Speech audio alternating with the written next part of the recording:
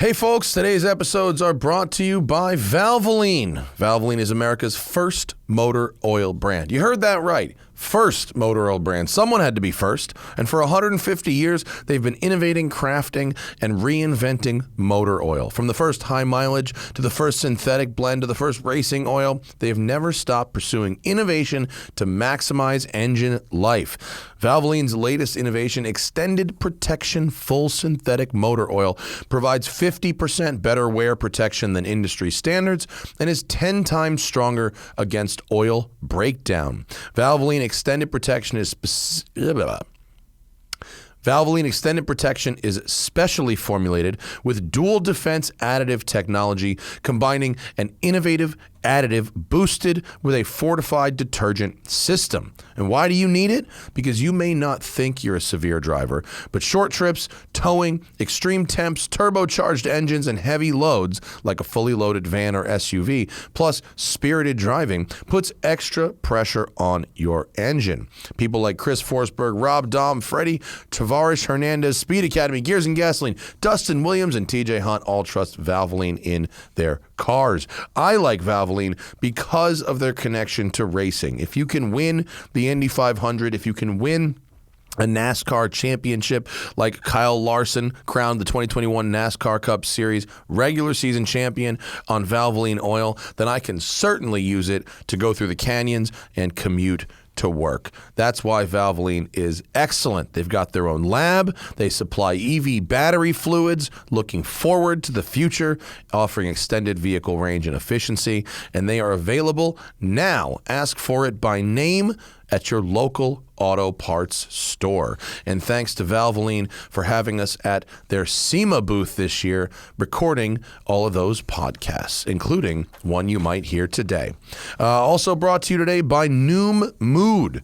What is Noom Mood? It is an innovative app that allows you to manage your daily stress and anxious thoughts. And if you've listened to this podcast more than once or twice, you understand that I am someone who deals with daily stress and anxious thoughts all the time. So many of us don't even know where to begin. I would not want to start from zero again. I've been in therapy for like a decade, but I wouldn't want to start over. But if I did, Noom Mood would be a great place to start because it helps give you the tools you need to tackle stress so you'll feel empowered to take on whatever life throws at you. With Noom Mood, you take the journey to mental wellness one step at a time. Their guided approach teaches you the power of shifting your mindset in just a few minutes a day. They have a team of dedicated coaches, so you'll have a support system helping you on your journey. Noom Mood, their lessons are based on psychological principles that teach you about your relationship with stress and anxiety. They provide you with a variety of tools and techniques to try out and discover, and they offer a daily curriculum coupled with a one-on-one coach that guides and encourages you on your journey. It's accessible, it's convenient. They only want 10 minutes a day, and you can do it whenever and wherever. You are stronger than your stress. It doesn't get to control you when you help yourself deal with it, right? By equipping yourself with the knowledge and skills to steer yourself to happiness, you can own the stress and it won't own you. You can navigate the program at your own pace, and you'll have the support of a coach along the way. Millions of people have been helped both by Noom Mood and Noom Weight. Noom Weight is another one, by the way. So they can help tackle stress as well. They'll help you better understand your personal relationship with stress and anxious thoughts so you can take control, build resilience, and develop coping mechanisms that actually work. All you need is 10 minutes a day, and it's an app, so it's there on your phone anytime, anywhere. So here's a trial, right? Worry less and feel happier. Sign up for the trial at noom.com/tire. That's NOOM.com/tire. Noom.com/tire. NOOM.com/tire. Right? You know what can give you stress and anxiety? Worrying about things that happen on the road. And that's why you want to get protected. How about this transition, Zach? With the BlackVue dash cams, right? Having 2 cameras protecting your car is great. What about having 3 of them? Even better, right? BlackVue's now got a triple channel dash cam, letting you keep an eye on the front, the rear, and inside your vehicle at all times for complete peace of mind. This is becoming sort of like the razor blade wars. Went from 1 to 2 to 3. Pretty soon it's going to be like a 75-channel dash cam system. But we're at 3, right? Forward, backward, and inside. This is something that'll be great for people who are driving rideshare, livery drivers, truck drivers. And I know a lot of these types of folks listen to our podcast while they're driving around all day. Delivery drivers. They sent me the BlackVue triple-channel dash cam. It's sick. Really, really nice hardware. Really well made. Feels very solid. Tight tolerances. It feels like an expensive thing when you unpack the box and set it up. The BlackVue DR750X 3-channel plus simultaneously records the front, rear, and interior of your vehicle. Each of the 3 cameras is equipped with a Sony CMOS sensor, and the interior camera connects to the main and front camera via a micro USB. The triple-channel model includes a GPS logger, built-in Wi-Fi, cloud connectivity, and built-in voltage monitoring for parking mode. That's so you don't kill your car's battery when you've got it parked. When the car is parked, the BlackVue cameras work as a security camera, but they don't drain your battery. You can also, on BlackVue's website, buy like backup batteries, which will allow it to run for even longer when it's parked. They sent me one of those before. It was very cool.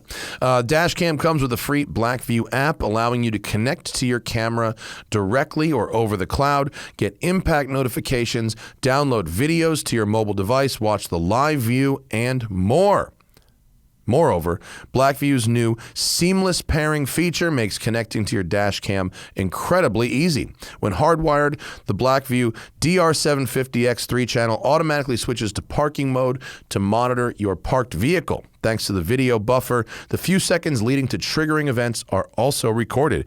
So go to blackvue.com/TST and use promo code TIRE to get 10% off any BlackVue dash cam and free shipping for all orders over $200. blackvue.com/TST, promo code TIRE to get 10% off any BlackVue dash cam plus free shipping for orders over $200. And we're also brought to you today by Talkspace. Look, there is a lot of stigma behind seeing a therapist. There's a lot of confusion behind seeing a therapist. Furthermore, figuring out how to find a therapist if you don't know anyone who's already in therapy and can make a recommendation, these are all very stressful things. And meeting up with a therapist to work on your mental health, it's so important. It's just as important as hiring a personal trainer or a nutritionist, seeing a physician. The positive impact can be just as life-changing. I have personally been seeing a therapist for over 10 years. I saw one in my 20s also when I was back in New York, and I always kind of resisted it, but then when I started going, it really started to make a huge difference. So now we've got Talkspace. Talkspace makes it possible to speak with a licensed therapist right from your phone, tablet, or computer from the comfort of your home, right? Unlike traditional therapy, you can message your therapist anytime via text, video, or voice. It's 100% secure. It's stigma-free, the way that therapy should be. You know, like meeting with a therapist, it's something that like it feels a little chore-ish sometimes, but I'm always happy after I've done it. I always feel better. Like, you know, I've got my wife, I've got my friends, I've got my coworkers, but like, who am I going to talk to like that will really give me like an unbiased opinion that has a background in medicine and mental health and science, who can allow me to like put my current life into context? And like, I beat myself up a lot.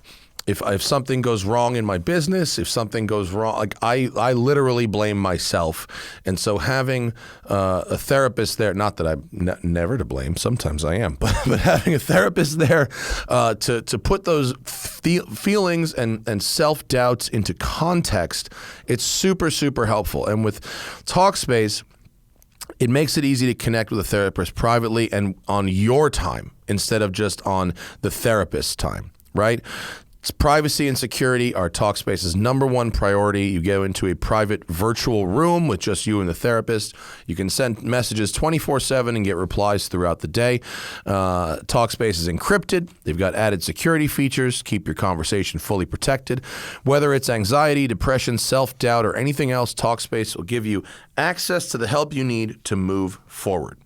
So it's not weird or weak or whatever to get professional help. It's smart. I assure you there are people who seem very tough and strong on the outside who are going to therapy, and there's other people who seem very smart and self-aware that aren't going to therapy but really would be helped by it. I like to tell people that sometimes their self-awareness and their smarts is enough to dig that hole, but they don't have the tools to get out of the hole. So don't leave your mental health chance or the amateur advice of well-meaning friends and family. Talk to someone who's trained to help you make lasting progress. So join Talkspace today and start moving forward with just a single message. Go to Talkspace.com and get $100 off your first month when you use promo code TIRE at setup. That's $100 off Talkspace.com with promo code TIRE. Talkspace.com, promo code TIRE.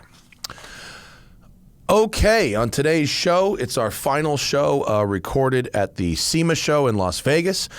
Fortunately, we're not spending it talking about by now outdated Sema content. We got Freddy Hernandez, a.k.a. Tavarish, and Jared Pink from Wrench Every Day on the show. They're talking about the process of rebuilding a McLaren to better than factory spec, talking about the filming of their series CarTrek with the Auto Tempest people. They're talking about the ridiculous collection of cars he's amassed and what to do with them, talking about what it's like driving my old million-mile Lexus around, and all kinds of other interesting tidbits from the world of turning broken shit boxes into nice, shiny supercars. It's Freddy Tavarish Hernandez and Jared Pink of Wrench Every Day on the Smoking Tire Podcast. Good. Yeah, that's great. Good. Okay. Good. I mean, Right I'm not talking down to those people because I've been there. Like when I was a kid, of course. You know, when I moved out of my parents' house and I cleaned out that, I had other people's garbage. I had little bits and parts and shit that was just literal garbage that for some reason meant, you know, you go to Formula Drift and people fucking take a tire. So good. I love it. Oh, yeah, you see armfuls of tires walking down the road. I mean, when we went to the like, NASCAR event, we took all the lug nuts or something. Like, just take a lug nut and put it in your pocket. Yeah, it's on the ground. Like, who cares? Do they throw those away? I guess they're one. Oh, they have the glue on them, right? They're it's like a one-time use thing. But aren't they done? Aren't lug nuts done? What do you mean? next year, yeah. I think they're going to center lock. Yeah. Center lock for next year. So, I mean, so this it's a point, limited edition lug nut. Yeah. just turn it into F1 at that point. I mean, it came off, Kyle Larson's car. He won that race and might win the championship. It'll be worth, it's a Provident lug nut. yeah, that's worth right. literal sense. Yeah. But Ferretti, Ferretti's been doing that for a long time. He would, whenever someone wrecked a rental car, he would just fucking do doing some Instagram giveaway for who wants a Ferrari 430 mirror that's been smashed, and thousands of people want that stuff. Oh yeah, for sure. It's weird, isn't it? Well, it's kind of like if you're at a game and then you get a foul ball. Well, that's like. I mean, I suppose it kind of is. 'Cause at the end of the day, it's a baseball that one person touched for 1 second. But when it's actual cut up broken car parts, from a car that they only made 500 of. Yeah. I guess it's or if it's off a Nissan Titan, it's bro. It's hilarious. That I just They've cut made a lot of them. Yeah. I cut it with a plasma torch, so the edges are all burnt. And so you're guaranteed to hurt yourself on it and get tetanus when you Absolutely. Oh yeah. The carbon, don't touch it because it's just going to splinter and give you. Well, one of them ended up almost looking like a penis. That one. So is really as we were boxing one. it, Freddie was put that in box number 69. Yeah, I'm like, number 69. Yes. Is Make sure that there is at least one sexual innuendo in this. Yeah. How much salvageable junk was there off that? I mean, there's a lot right off that McLaren. It's everything. I mean, it's a front bumper, rear bumper. I have a door. I have the entire roof, all the interior leather. Can you make something with the interior leather? Yeah. So I've been talking to E3 about making little keychains. You could talk to John Ward from Icon. He's been on his leather game. He could probably make some like wallets and stuff out of it. I was talking to the guys that made my my interior, and I was like, I would love to make fitted luggage for this car.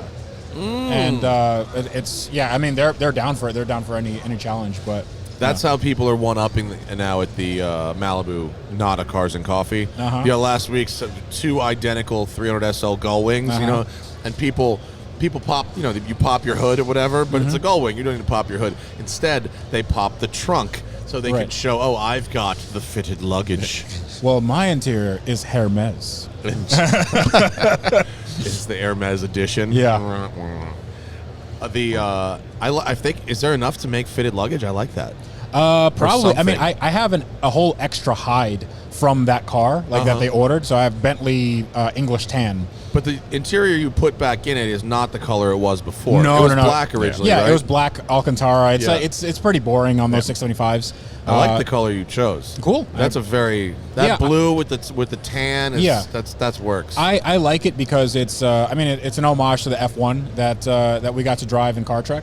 And that have tan interior? Yeah. So it's chassis 22, I believe, and it had exactly the same like the Daytona piping on the seats and stuff. And it's not my favorite color combo because you know there's a slightly different shade of tan on the Alcantara versus the leather, but that's how it was on the McLaren on the F1. So I'm like, let's try to make it a little old school. Yeah. You know? That's like my favorite. That dark tan is like my favorite interior color. I think on a nice peanut butter car. guts, you know. Yeah, it's good. Yeah. But it was with that blue when you first were looking at it, you're like, how good is this going to look? It should look good, and but then it went together, and it's like, oh, that's the right. Because color. what happens is like when you know it gets broken up, and you're never looking at too much of it at once. It was like with my silly, you know, school bus interior on the Porsche. It's like if you're picturing it, like if you show the swatches next to each other, you're like, that is not going to work. But when there's like proportionally like this much of this versus it somehow comes together okay. Yeah, I took a lot of time into thinking like, okay, where is your eye going to be drawn to? And your eye is usually drawn to lighter colors. So you know, at first we were saying, okay, we can make the grills all in silver, and then I looked at it and I'm like, your eye's going to be drawn to this grill that's just kind of like an ungainly shape. Yeah. So I was like, okay, the let's Toyota Tundra is very offended by that. Okay, I'm sorry to all Toyota Tundra fans.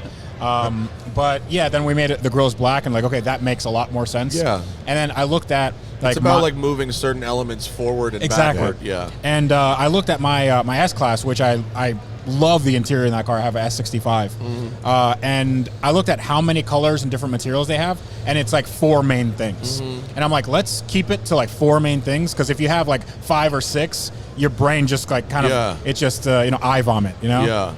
It's a really hard, did you have like a almost like a configurator to like look through? No. We literally just painted stuff, and then we're like, yeah, it doesn't look good. Let's repaint it. So they must have loved you. Yeah. Oh, I mean, we did this all at my shop. So E3 is in Pompano Beach, was about 3 hours away. So this guy Matt, he did this on his spare time after work. Really? He did it at his house. Yeah. So this was his like pet project, because he was like, you know, we've done this stuff for Sema for you before, and he really wanted to work with me again. So he did it there. Then he brought it to my shop. He drove 3 hours, and then we finalized it because we still had to cut the headliner. He fitted the Alcantara on the headliner at my shop. We cut it out because I have this big carbon roof scoop going on there. So I mean, it's literally, we were doing stuff at the last possible hour. So how, you know, when I remember when you bought this car, and you're like, well, this is going to be a fucking project. This is going to be a thing. Yeah. And I mean, not that I didn't think you could do it. I figured you could eventually figure it out. But like, how much more difficult and annoying is it to fix a McLaren than to fix, you know, a more pedestrian car? So the reason why McLaren is a little bit harder to finish as a project is just because the parts aren't available, especially on a 675. So 675, they made 500 of these cars. Well, the 500 coupes, right? They also made the Spiders, but the Spiders had a different, you know, like the quarter panels are different and all that stuff. So essentially, you're dealing with a car that they only made 500 of-ish, and then you have to wait till one of those cars, like, crashes somewhere. Really? And then, that gets, you know, and it's usually in the UK. So I got a bunch of parts from the UK. There's this guy called Hybrid Performance, and he had like a parts car 675, but none of the parts were like in great shape. It was like, yeah, well, this is good, but it has like a crack in the carbon, so I had to get that repaired. The ends are like, there might be some fraying in them, so all that stuff just needs to get worked on. Otherwise, I could get stuff from McLaren, but like a front splitter for that car is $14,000. Like, it's insane. Yeah. And it's the one thing That's that where gets the word yeah. totaled comes from. Absolutely, yeah. Yeah. Yes. Yeah. So if you get a nick on one of these things, then it's like, okay, well, you guys just got to replace it. Do you need special tools? No. Okay, No, that's good. it's incredibly. I mean, all you need is like an 8mm socket, 10mm socket, some Torx, and that's it. Really? Like, yeah, it really is. Yeah. The computer is like the only special diagnostic that we needed. Everything else is just normal, basic You had to toolkit. buy the diagnostic computer? So I got a Chinese diagnostic computer that it apparently works. So it only works for one VIN number. So it's you connect it to one VIN and that's it. Yeah. So it's my car. I mean, I'm not planning on buying any other McLaren, so it's fine. But it can do everything. It's it can an interesting quirk, though, isn't it? Yeah. Well, they do it because it costs a lot of money. Like the McLaren, the diagnostic system, it's called the MDS. That if you bought it, like I think used is probably $30,000 or something. Because the assumption is you're using it to run a shop. Yeah. Right. Yeah. But even then, like shops, like they're not. You're not going to get an independent shop working on McLarens. Everybody's taking them to the dealer. So like it's just a losing proposition. So I got this. I think I paid like $1,400 or something like that. But it can do everything. I mean, And it runs exactly the same way, just only with one car. yes. So I can do calibrations. I can Is can it built code VIN under numbers. license from McLaren? Like, or is it just like Well, IP absolutely. theft? From China, that's IP under theft, license. I don't ask questions. I connect it to the car and I turn the computer on and it You does the buy thing. Bitcoin? Yeah.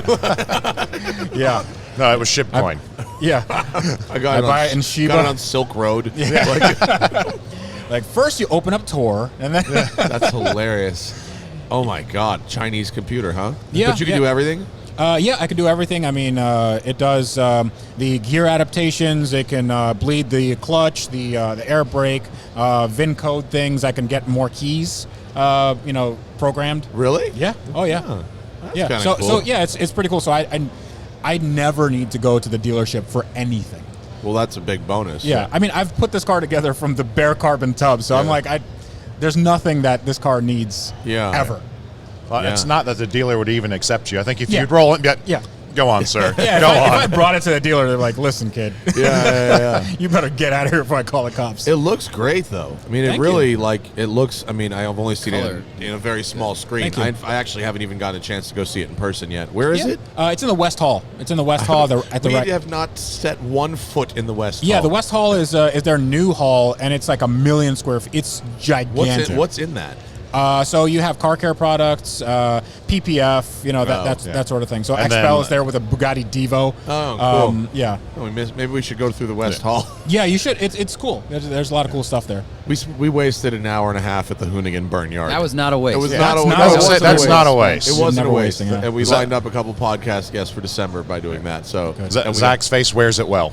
dude, I cannot believe they get permits for that. I mean, it is properly dangerous.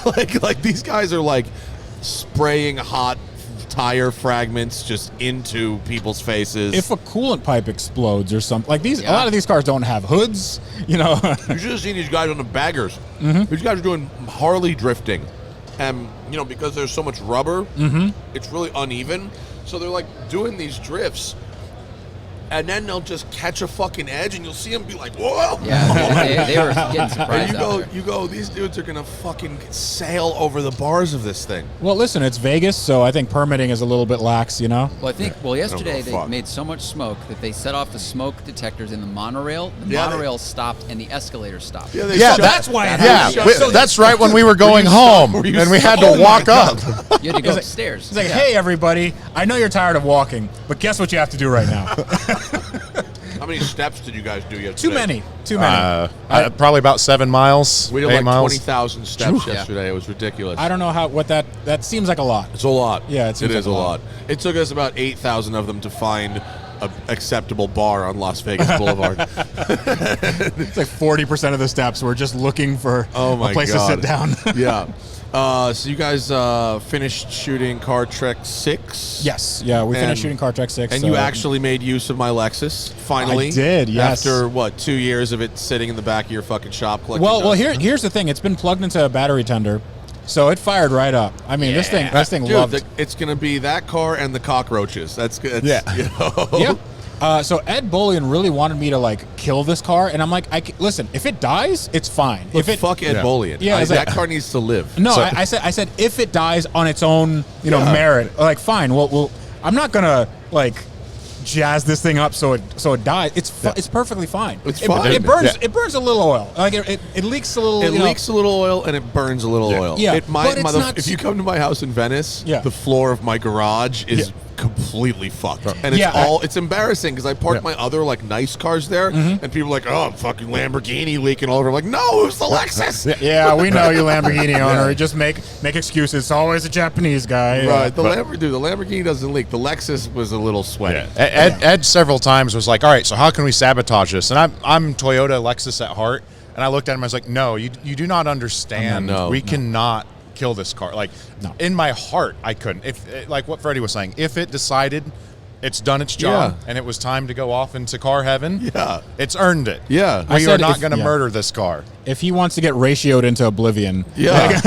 No, it would not be a winning strategy No. of killing that car. It's too charming. Dude, Yeah. well, now we know that they're valuable because one of the guys at the burn yard has a 53 Chevy that he chopped the frame out of and he dropped it onto the floor pan of an LS400.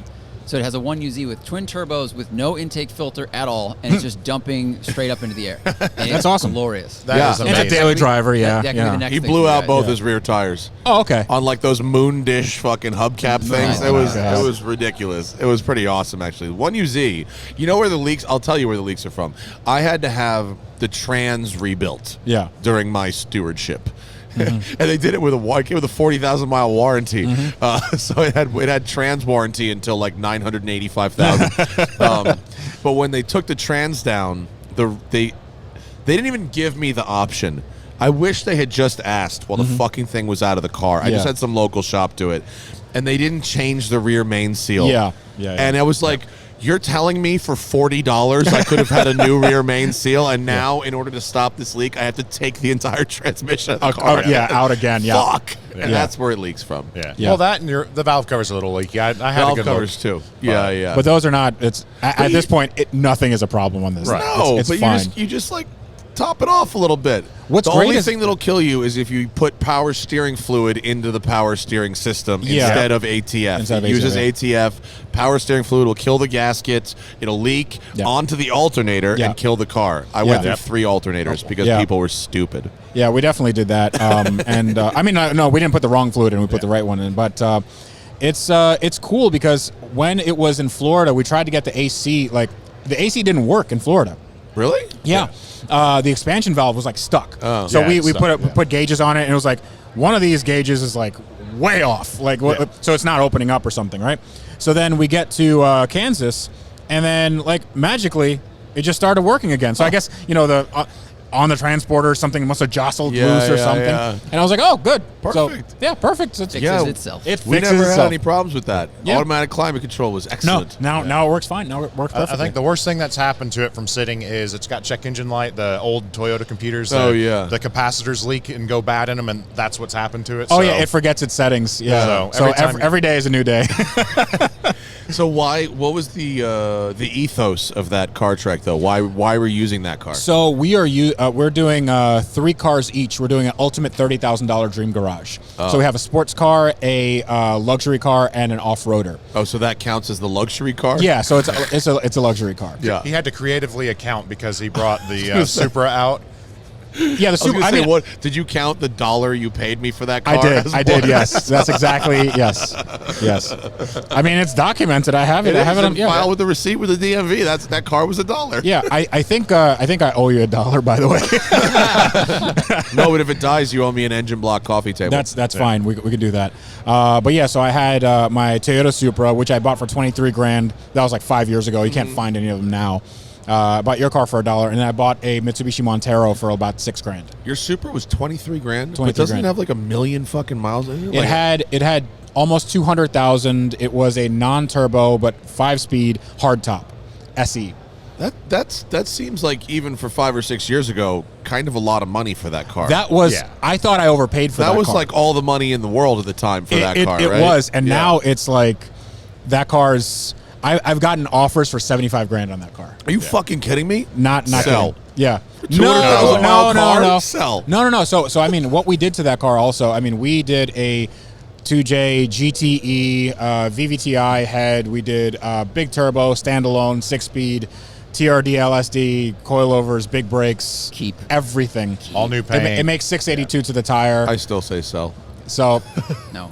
They're I going still up. say so. No, No. so 23,000, you can maybe buy a clapped out right-hand drive non-turbo automatic with body damage. Yeah. The market on those cars are it's insane. Insane. That same car that I bought for 23, it's probably 35 now. Yeah. Before modification. Yeah. But you don't have 75 into it. No, you could I still don't. sell it at a nice profit. Yeah, but they're not going down in value anytime soon. True, So I true. just get paid to wait. True. Well, But you have 30 cars, and you need to not That's have true. 30 That's cars also anymore. true, yeah. You need to not have 30 cars anymore. Yeah, well that's Aren't you selling, on the topic of that, many of them? So what was that? Are you selling many of them? You Yeah, so floated on Instagram. You floated that everything was for sale except the McLaren. Everything is for sale, but I just want to see what people can be willing to pay. So the V12 Vanquish is probably gonna go. Okay. Because I actually, you know what? Now that we're on the topic, how do you put your feet in like the pedal box? I drive it barefoot. Okay, I drive it barefoot. because there's no room in the pedal box No, for I anything. because mine has 3 pedals. Yeah, 'Cause yeah, I know, that's where what I'm saying. 2 went originally. Yes. and I drive it barefoot. Yeah, but that's but exactly even where what I there do. are 2, it's still It's very still small. really fucking small. Yeah, Yeah. yeah, no, it's worse with 3 pedals in there.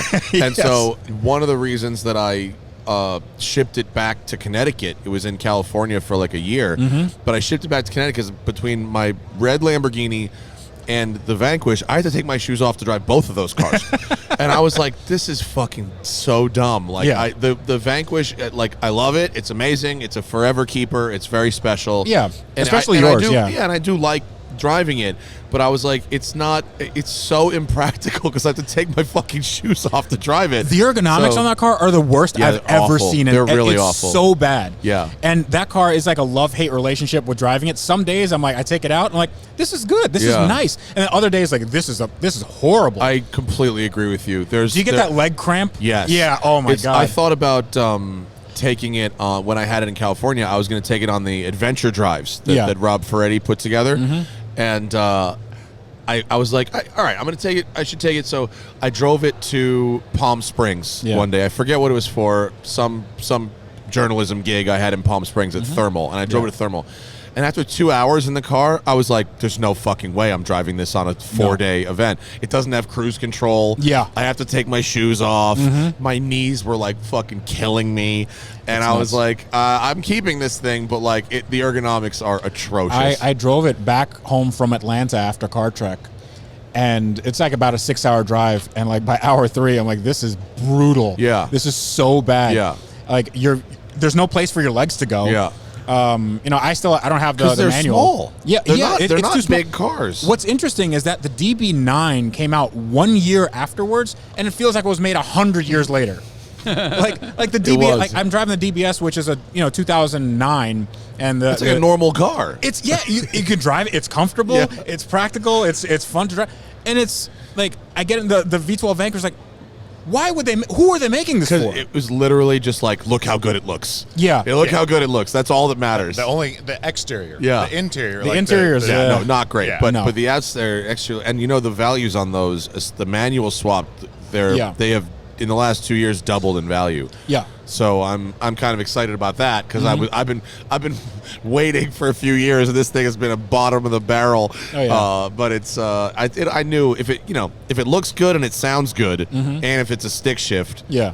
long term, that's a safe bet. Yeah. How's a shifter feel in that? Just like a It's a T56, so yeah. Yeah, it feels pretty much like a Corvette with better like bushings. Okay. Like it's not like as much like clunk. It's Yeah. got like a little more softness to it. Yeah. But it's like more or less like a Corvette. It's fine. Because they have that the Callum 25. Yeah, one, yeah. And he wanted like $500,000 Yeah, I don't or know about something. that. I was like, dude, you should. It looks nice, I guess, but like. I don't know, but it had like the white lettering on the tires. I think he It's- went a little too far. No, that's a car that would fit in here. You know, it's a SEMA car for $500,000. You ever see Ian Callum's Jag? Yeah. He's got a saloon, like a 1968 Jaguar saloon that he did a couple of little things to. I really like and it. it's fucking badass. It's nice. It's really, really cool. That's a good platform to start Yeah. tweaking well to. Yeah, and it's got like an E-Type 4.2 in it with Yeah. like E-Type pipes out the back. It's got the right stance. It's very, very cool. Yeah, Pana Sports on it. It's a badass car. It's amazing. It's amazing. He does some cars incredibly well, and then the every others once are in like, a while. Yeah, what happened? like Fisker. Yeah. Fisker, it's like, we need to just retire, buddy. It's not going to happen for you guys. You know went who I downhill like, from who the I'm Z8. getting really, like a big fan of now? Frank Stevenson. Oh, yeah. Oh, his channel's fun. Yeah. His channel His is channel's fun. great. Yeah. So I reached out to him because I want him to see what he thinks of my 675. Yeah. So for those of you who don't know, it's he's the guy who designed the P1, the 12C, 675, the Maserati MC12, Yeah. the Mini Cooper.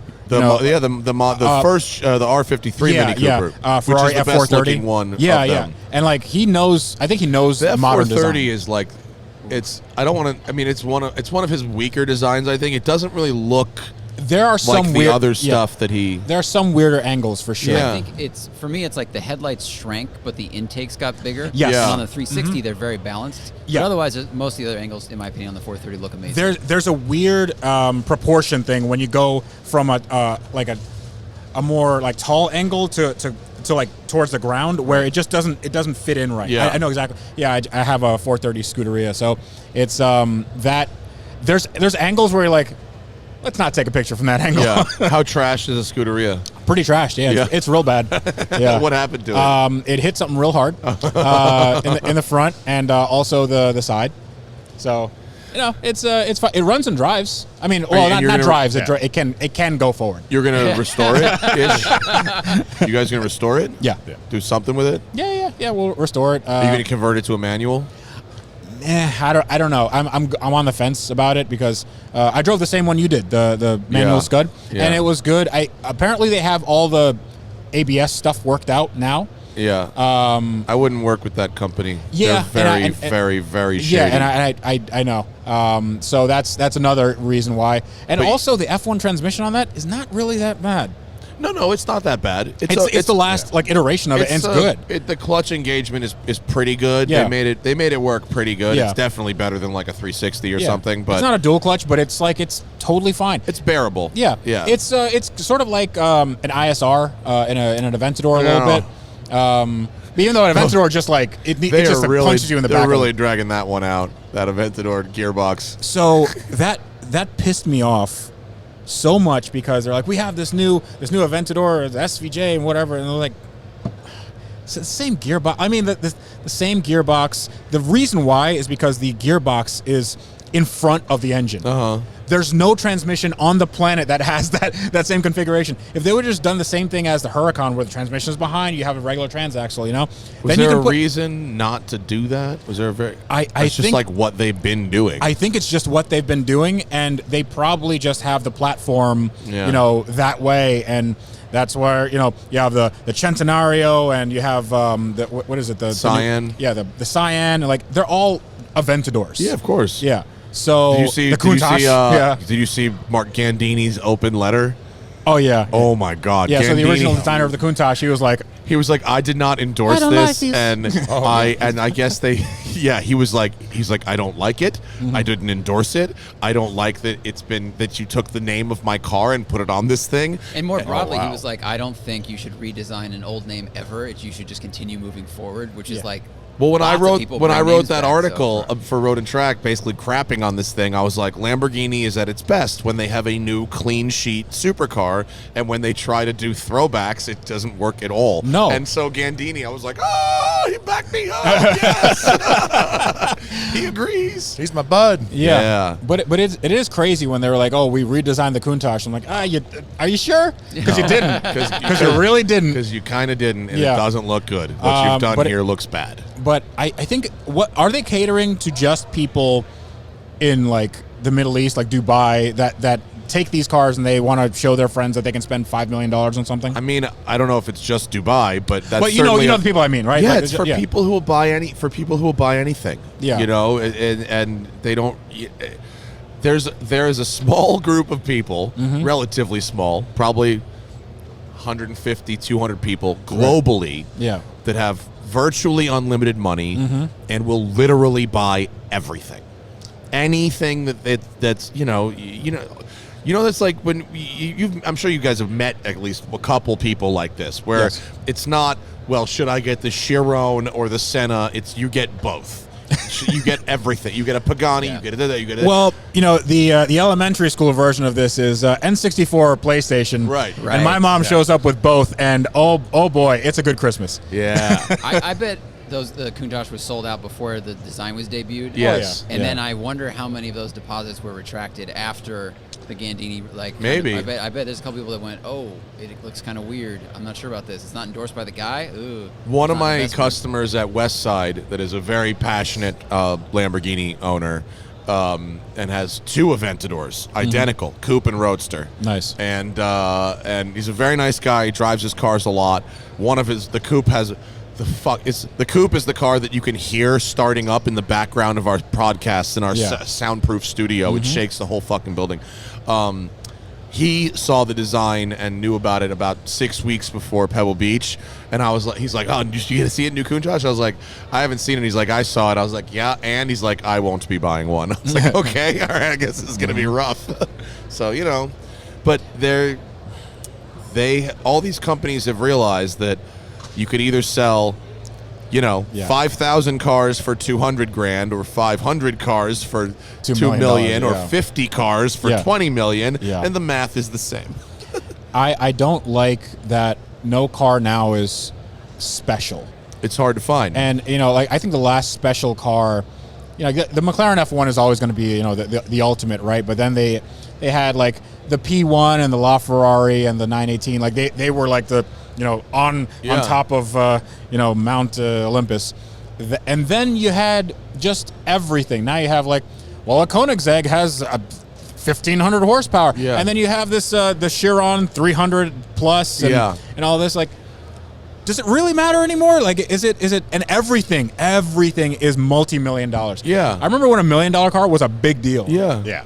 I think that's why we're seeing a return or an increase in people that want to take those cars on experiences. Like Jeff O'Neill with the Velocity thing, or these group drives, because so many people now can show up to the parking lot with the same $2 million car. Now the way to get bragging rights, or to at least have a one-up on those people, is to go drive it and do shit with it, which is good.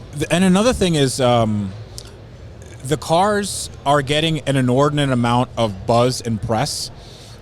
So much, in fact, that people are getting tired of seeing these cars, even though these cars are extremely rare. I mean, you guys live in LA, so you can see a lot of expensive cars. We see Sennas every single weekend. Right. Literally every weekend. But in most other parts of the world, people will never see any of these cars ever. And if you look on YouTube, hey, everybody's getting a Bugatti. Right. Everybody has Lamborghini. Everybody dominates. has, and they're still incredibly expensive. They're incredibly hard to find. They're it's just. We just talked to Rob Dahm yesterday, and he said part of the reason he doesn't make videos with his Diablo 6.0 is that he doesn't want it to be that kind of car that everyone just sees on YouTube all the time, which I think is an interesting angle to take. And also, you don't want, if your job is to be building shit, you don't want to be seen as the guy with the Lamborghini. I get it. That car rules though. That screwed me up pretty good. Trying to stay relatable. So you got a banged up FD, a Corvette with rotary, and trying to do budget things and make it more exciting. You just keep running around with the Lamborghini. People aren't going to relate. Yeah, totally. And I think there's a difference between just making videos about driving it around and actually rebuilding one from nothing. But even then, people don't understand that. I have a lot of money into this McLaren, but even then, it's hard for people to wrap their heads around that kind of money because it's a lot more than most people make in a year. Yeah. You know, and I'm putting it into this car that's, you know, salvaged. You know, it's like why would I ever do that? So, Well, it's part of the business. exactly. I mean, it's a business, but it's hard for people to understand that side, and it's hard for them to relate to that when, you know, they might be working on their, you know, Acura RSX or something, and then they want to get an intake. Meanwhile, I'm like, hey guys, I just bought a $14,000 bumper from McLaren because you know, that was the fastest route to get to Sema. You know? Yeah. Well, I mean, as long as you guys balance it out, you know, with you know, equivalent amount of hoopties, I think it's probably all right. I guess. I mean, at this point, I just do. I mean, where do you? I mean, unless you buy that fucking burned Bugatti on Copart. I can't. Dude, I want to. If that thing was a salvage, I would be talking to every like finance house in the country. It's not a salvage? No, it's a certificate of destruction. Which means What what? is Which means you can't title it. Which means like which means it's parts, donezo. parts or export only. Yeah, it has So- to be destroyed or sent out of the country. But it's a Habibi. It's I know people. It's Habibi. worse. It's worse for me because other states can title wash it. Like if you take it to like Kentucky or whatever. Like Wait, are you telling me that there is a place shadier than Florida to register absolutely a car? Really? Absolutely. Yes. Really? Absolutely. Actually, What's you can the shadiest? You can I mean, get obviously I mean, Montana. you can wash a title. You can wash this destruction title in California. Really? Yeah. But it all depends on. So it has to go through a few places first. Okay. I don't know. I'm not going to divulge this information in case anybody's. No, listening. this is not. Yeah. This is speculating. This is not We're just suggested. okay. Yeah. Sure. Speculating. I've heard. Yeah, I've heard. So what happens is you have to go through certain states that don't have a designation of certificate of destruction, right? If you get, sometimes they require some inspection or whatever. Sometimes they don't. So you just go through them, and then magically you get a title, and then like you can apply for bonded titles in different states, and then you have that clean, quote unquote, clean title. And then you can take it anywhere. The problem is, I live in Florida, and that's a Florida destruction title. So if I try to register it back in Florida and they see the history of the car, they're going to impound it. Right. So I'll never get the car back, which is Yeah. Yeah, and you have to do that in a particular order, and it's like one corporation selling to another corporation, registering in a bunch of different states. So This sounds don't do illegal. that. Yeah, it definitely sounds illegal. Imagine buying a Bugatti like normally, Yeah. like, and how convoluted that process must be to hide that money. And then now that car can't be registered. Remember that article that came out? It got shared around a couple of years ago, and it was just a list of all the $1 million plus cars registered in Montana. Yes. Yeah. And it was like a full page in Yes. the newspaper. Yeah. It's like, so you're telling me there's 37 Paganis in a state that has 1.5 million people in it? Like, okay. It's the weirdest thing. And it just doesn't so happen weird. to have sales tax. Yeah. Interesting. How about that, huh? Yeah. Pagani LLC? What? Yeah. Just a mom and pop shop. Oh, my, and it's all like one building. Oh, yeah. There's like one building in like Billings or something where that has like 10,000 PO boxes, and they're all just I mean, this there. is, Yep. but this is how like our tax structure works. Right. I Like, know, it's the so people who dumb. can move out, they just go, and Yeah. then that's it. Like they're Yeah. the most mobile people. Yeah. But like, so have you been to the Teslas and tunnels? We haven't yet. You should do it. It's fun. It is interesting. I mean, I saw a video of someone else going, and I am aware that it is in fact the scammiest scam that they've run on the city of It's- Las Vegas. Yes. I mean, 100%. They have extracted funds from the coffers to build something very stupid. If you saw that video 4 years ago of the CG Tesla Yeah. stopping in Los Angeles, going into a tunnel, and Yeah. then scooting off at 150 miles an hour, and then like people here is like, we can have that. That's the future. Yeah. And then like you have Teslas and tunnels doing 30 with a driver, Yeah. and you can't ask him questions about Elon Musk because like, well, he's a good guy. He's a visionary. He's a visionary so leader. funny. I'm like, so are these going to be automated? And they're like, oh no, we have to drive them from now, but that's the plan. Yeah. They'll be fully So automated. That's always the plan. and we can go. Jeff tried to do it last Friday, and he crashed into the wall pretty good. You can see the skid marks right there. Do you see any marks on the walls? No, that no. would be epic. That would be. We're trying to get rich rebuilds with the V8 Tesla. I'm like, you need to get down there. Get in the and you tunnel, bro. just turn on a cam to LS. with side exit exhaust just booming right off the wall You see back that at video? you. You shared it on Twitter of the news crew that was Oh, talking yeah. about the Teslas in tunnels, but only showing B-roll of Rich rebuilds V8 car. The fucking hood's That's open. a You ba- can see an engine there. A huge LS in it, yeah. So funny. No, it's hilarious.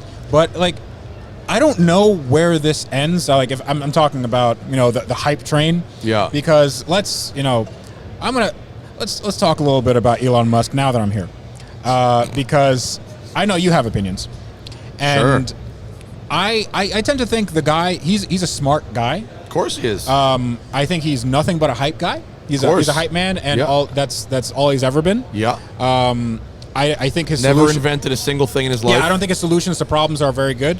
But if you look at the technology, I think the engineers at Tesla are brilliant. Oh, sure. Yeah, like if you look at how that they're actually made and like the solutions that they come up with, they're really good. Nobody said that they don't have smart people working there. Yeah.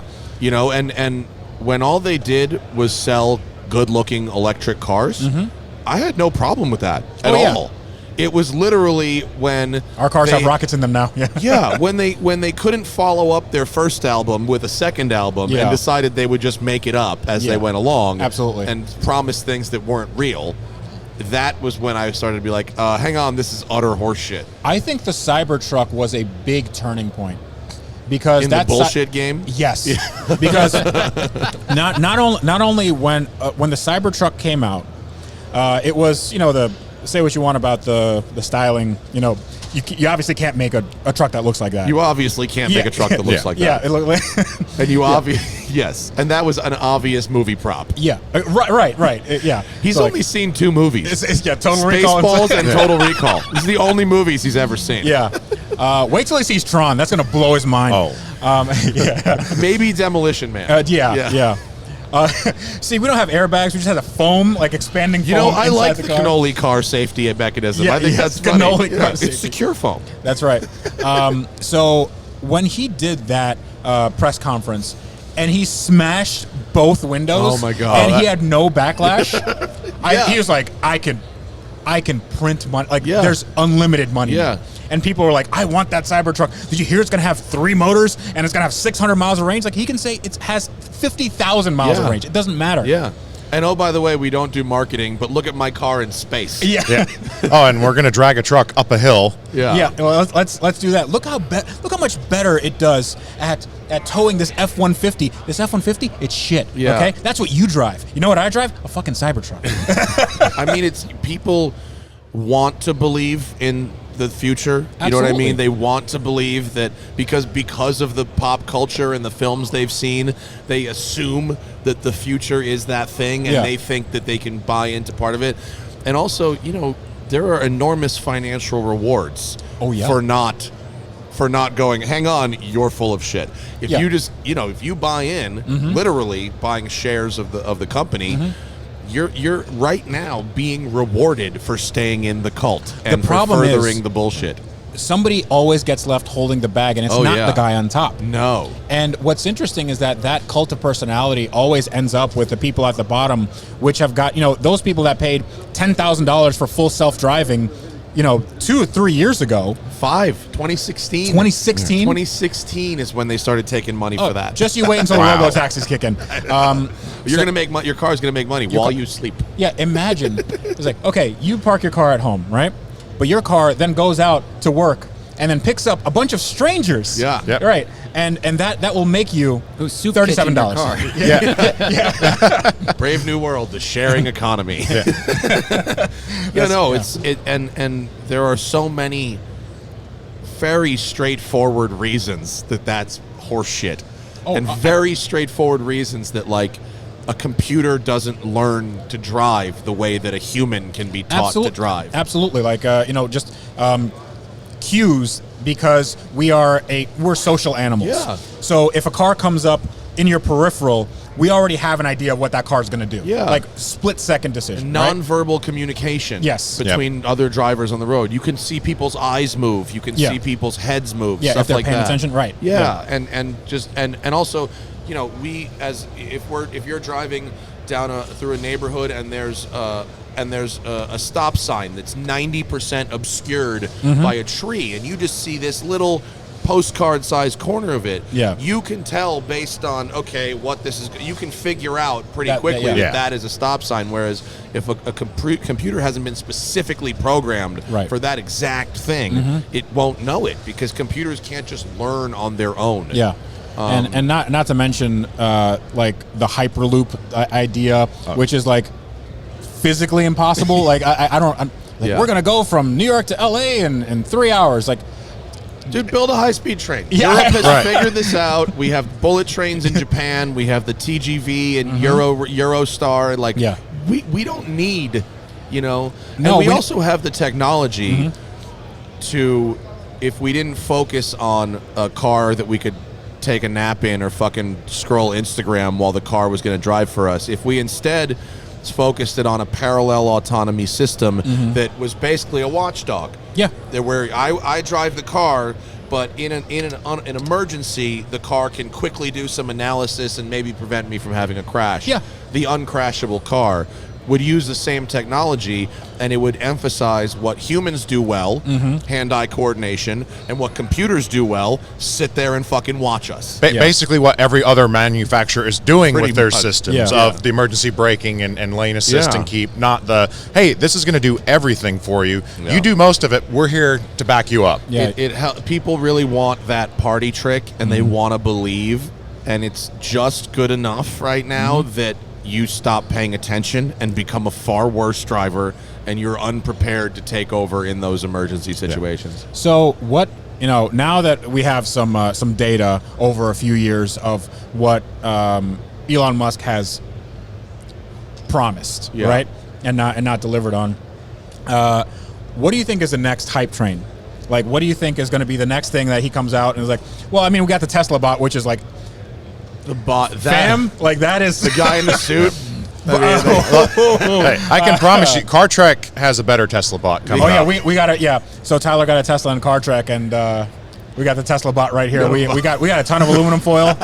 We're like, Tesla summon, and he just That's hilarious. Yeah. No, I mean that is absurd. A Yeah. human, like, if you were going to build a robot to do a task, making it look like a human is a terrible idea. Yeah. Like, it's just Boston Dynamics has figured that fucking out. Absolutely. Those robots they build are amazing, but you could take one and push it over, and it's not getting Well, it also back. doesn't look as smooth or as small as the Tesla bot Yeah. does, because it needs all these mechanisms and systems. Yeah. Like when the Boston Dynamics bots run around, you can hear the cooling fans for either like Yeah. I don't know if it's the hydraulics or the processing, but it's like it's a fucking gaming computer. Oh yeah. And Yeah.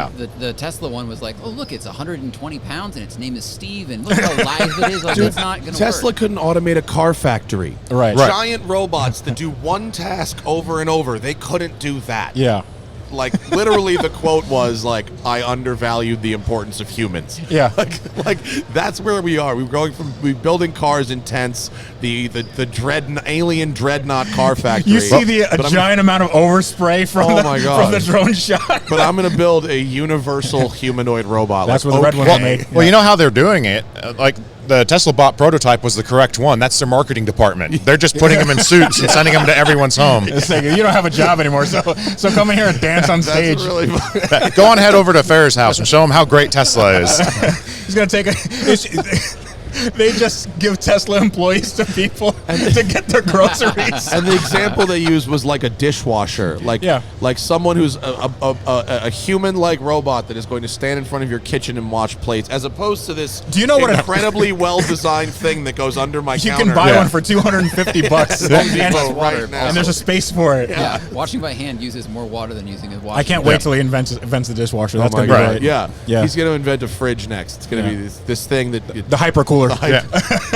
yeah, basically. But that seems nuts to me. I mean, I think it would make sense that they would try to introduce some technology in like the medical field.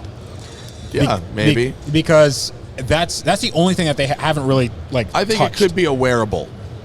A wearable, like Tesla glasses or something that do fucking nothing. You know, speaking of which, I got an email about, and I told about yeah.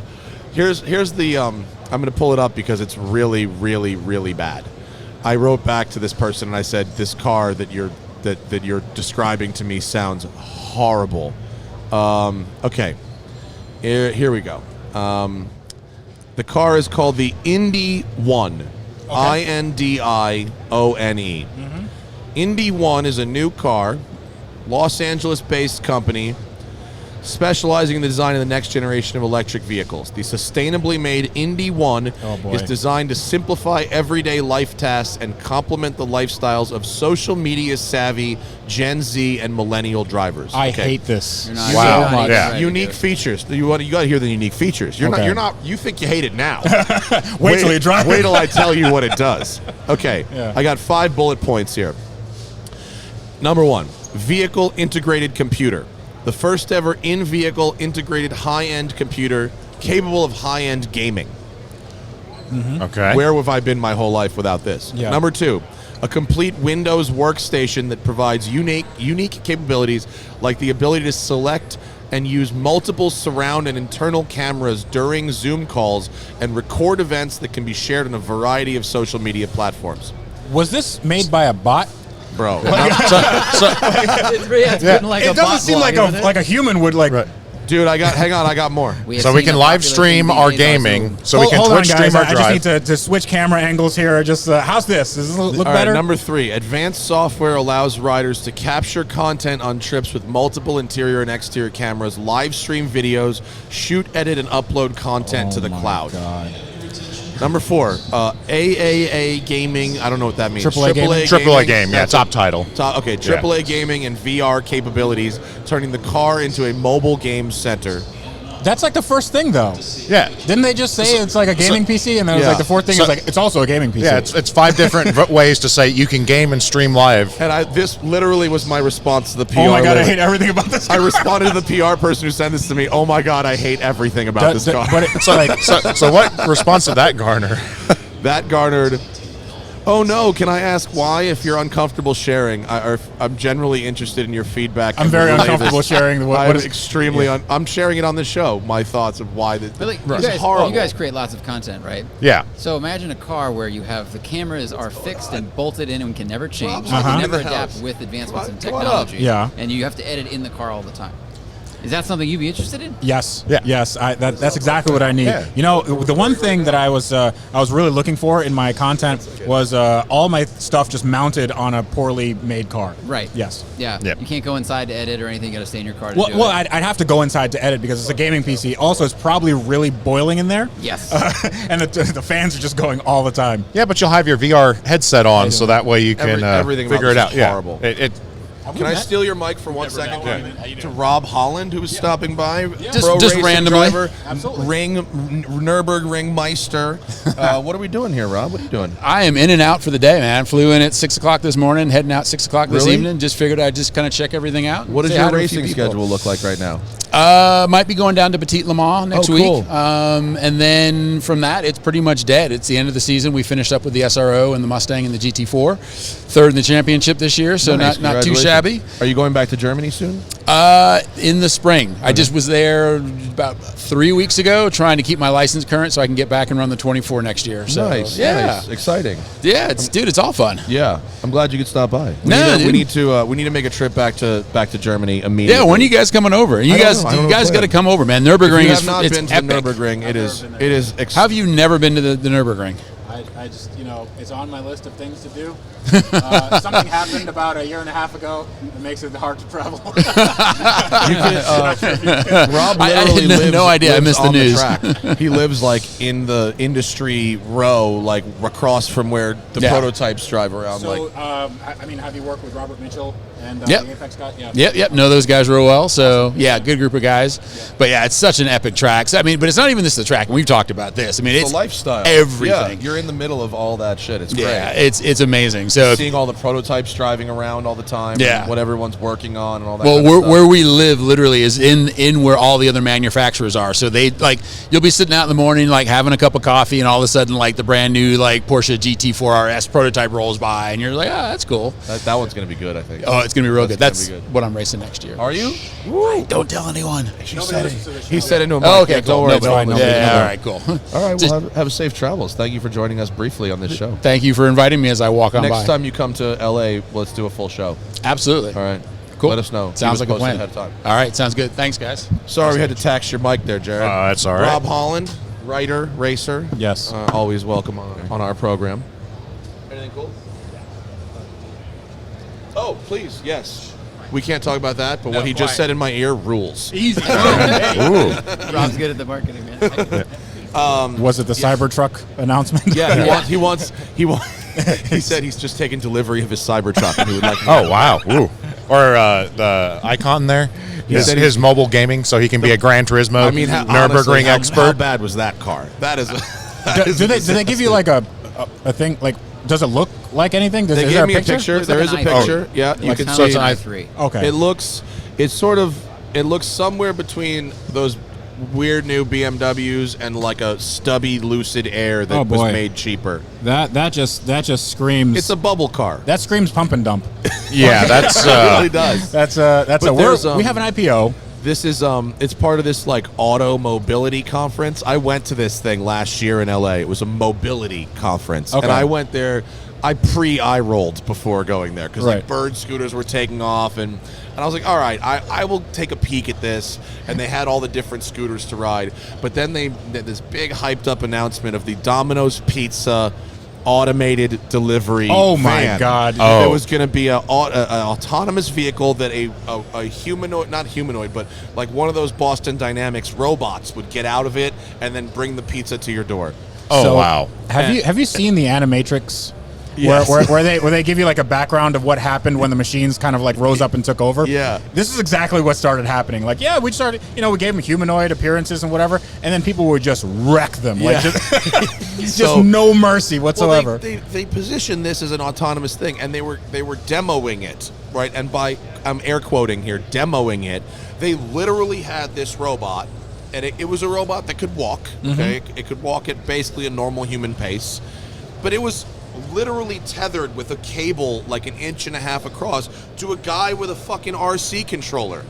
And I was like, it's not the mechanics of walking that are the problem with it. It's like, it's everything about that cable and the dude tethering it is like the not even close to being solved. Well, never mind that, sidewalks have steps and bumps and all that kinds it's of going to have to think and figure out. Yeah. They want to deliver pizzas with these things? All of this to legislate out some minimum wage fucking job. I'm like, how expensive are these drivers? That's what I'm saying. They can't be that expensive. $500,000 rig, so we don't have to pay some kid to drive a Camaro to deliver fucking pizza. Yeah, After to deliver. 30 years, the robot pays for itself. Yeah. When pizza doesn't exist anymore. How long is the warranty? Yeah. So crazy. So I mean, because who's going to order think of you as a teenager. You're going to order an $18 pizza to go and knock over a robot. Like, I mean, there's a $500,000 robot coming in a few hours. We're going to have some fun. Hide in the bushes, guys. Get your GPU baseball from it. bats. Yeah. It's so I'm crazy. going to mine some Bitcoin with its Exactly. Take out its processors. cameras. Oh my God, they're going to like steal the robots and take them apart to turn them into Bitcoin mining computers. Yeah. It's like the little robots that are running around major towns that do the little same-day deliveries, the little yellow robots that are so adorable. But like I saw one that started to pull out, and then a Jeep just turned and like hit it, and the thing like has a busted wheel, and it's like backing up, limping sadly. It's the back saddest out. thing in the world. Or it goes across, and then there's a bollard, and it hits it square, and it just like falls over backwards. They have them in Santa Monica, and I'm amazed because they're about 2 feet by 1 feet by 1 feet. Like and the then size of they're a 4 wheels. cooler. Yeah, it's Yeah. a cooler that drives cooler. from a liquor store and will drive it to your house. And this is an area where there are a lot of homeless people that also like to imbibe substances. What? And no one, I've not seen anyone crack or knock over one of these things. I think they weigh like 80 pounds. So this is a pretty secure system, clearly. Right. I have seen, in many times, the homeless folks in Venice that have figured out how to take apart bird scooters and remove the GPS and payment systems from them, and then they just own a bird scooter. Yeah. That's impressive. Yeah, it is impressive. Actually, Why don't they have Pretty jobs? innovative. Like they can figure that out. If Well, they can figure out how to that is a take job. off. No, I'm just saying, like, if you have the skill set to reverse engineer technology in order for you to use it.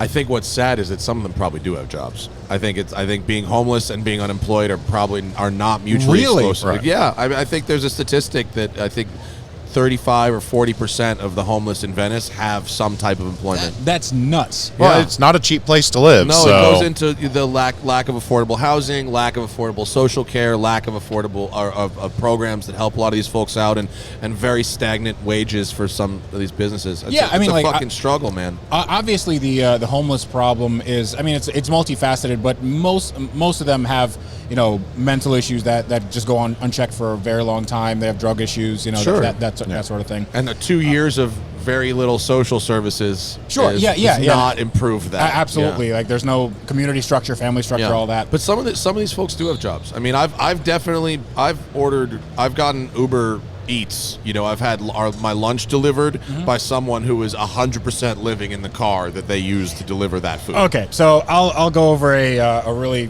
fun kind of story. So we were at the end of filming CarTrek 4. We were driving through Colorado, and we had Jared's truck and a trailer. And in the trailer was my Ferrari 308. And what was it? Somewhere? Yeah, somewhere. It was, Ferrari was in the trailer. So I was wearing a gas station poncho that entire day that I bought for like $12 because it was nice and, you know, it was warm. And we had taken the doors off You the mean like one of Ferrari. those, like Mexican blanket Yes. ponchos? Yeah. Mexican I love blanket those. poncho. That's an American staple. It's great, yeah. But, you know, I've been in a Ferrari all day with the doors off of it. And my hair was just like, it was a 308, so my head was against the headliner. So my hair was a little disheveled. It was about 10 at night. We didn't have any place to eat next to the hotel other than a Taco Bell, which was drive-through only. Okay. I didn't have a car. My Ferrari was in the trailer. So I was like, okay, I'm just going to go through the drive-through walking. So I'm there. I'm like, hello? Excuse me? And I was trying to take out my phone. I'm like, if they see my cell phone, they'll realize I'm not homeless. And That is definitely not true. And well, we're also in Colorado, not but I'm like, okay, this isn't working. So I go into the main door, which is locked, and then I start knocking on it, and I see like there's 3 employees there, and I'm like, excuse me, and they just fucking ignored me. Yeah. And I'm like, oh no, they think I'm like some tweaker. Yeah. This is crazy. And I would love to be like, I have a Ferrari just 30 feet back. I swear, I just want something to eat. I have money, you know. Yeah. And I'm like, oh crap. So I mean, that's probably the most embarrassed I've been in my adult life.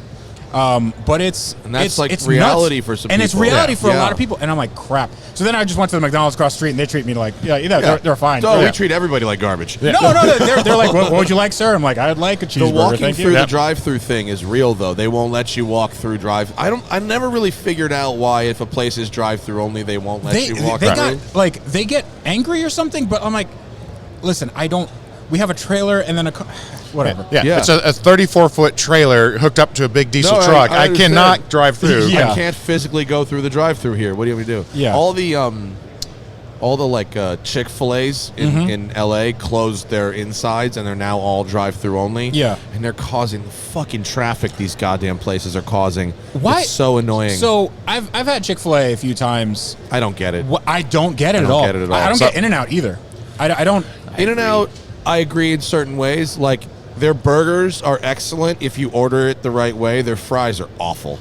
So I mean, it's Excellent always Not compared to excellent. McDonald's. Excellent compared to like maybe. your other $5 burger Yeah, options. But it's always like your friend from California, and like you've never been to California. Is like, have you been into In-N-Out? Oh, it's not Oh my, all you that, have yeah. to go, and you go, and they're like, yeah, it's okay, I guess. If I'm driving somewhere far away and the options are standard commercial fast food or In-N-Out, I will go to In-N-Out. Sure. But I'll never go to In-N-out versus any other normal Like a restaurant. real- a No, real never, restaurant? never. Like where As we a went matter of last fact, that was delightful. Yeah, it was nice. Thank you for picking up Oh, that check. no. I did not expect No, that. but let's. I mean, I just want We went to Jean Georges last night. Jean Georges. Jean Georges. or for the Americans, Gene Georges.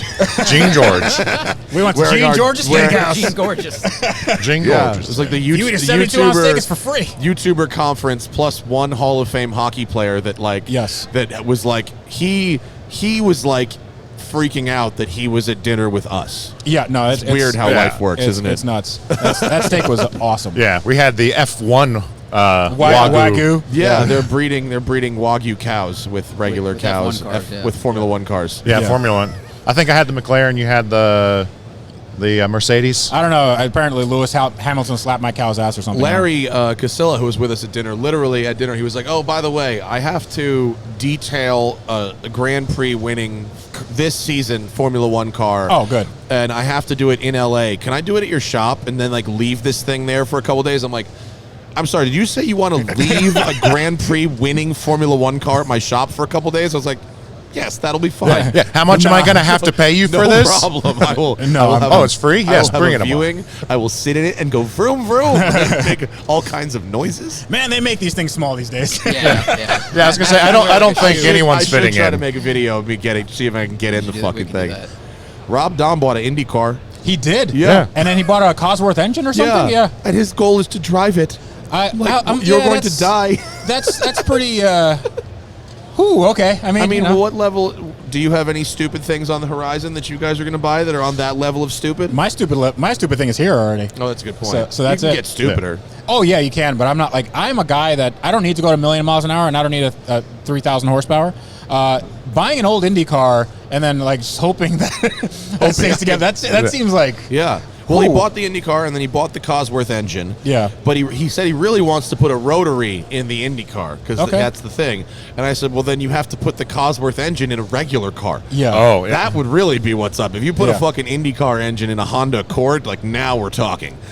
So, but wouldn't you have? I mean, you'd have torque issues because Probably. you have like 3 times the weight. Yeah, probably. Yeah, the Several car- issues. There I were met some several. kid last night at the eBay party who said he had a first-gen Honda Odyssey all-wheel drive twin-turbo 6-cylinder engine that runs at 8-second quarter mile. Oh, Kyle. Oh, yeah. Yeah, Yeah. Boosted Yeah, Boys. Kyle, They yeah. do insane Honda stuff. Yeah, he He's said got he wants to let me have a go. There I are was like, there are oh, 2 people in this okay. world that do that to Honda Odysseys. One is Bissy, the Yeah. other one is Yeah. Kyle Wade. But Yeah. Busies will just do burnouts. This one apparently runs the Oh, numbers. you should ask him about his NSX. He showed me a picture of it, and it was doing a wheelie. It's a fastest NSX. Yeah. Yeah, it's the world's fastest NSX. It's a Four-cylinder K-swap, K-swap. Yeah. That thing is Imagine having insane. a 4-cylinder NSX that literally will pick the fucking front wheels up off Yeah. the ground. That's amazing. It's real. The Wow. picture he showed me, it was like this. It's it was not nuts. And his MR2 is crazy. 7 seconds. The world's fastest MR2. Oh, He puts those K-series engines and everything. He just has bought a pictures of it like this Yeah. on the track. Yeah. So they have a It's a thing short now. wheelbase, too. Instead of putting actual wheelie bars on it, they have a thing that's a laser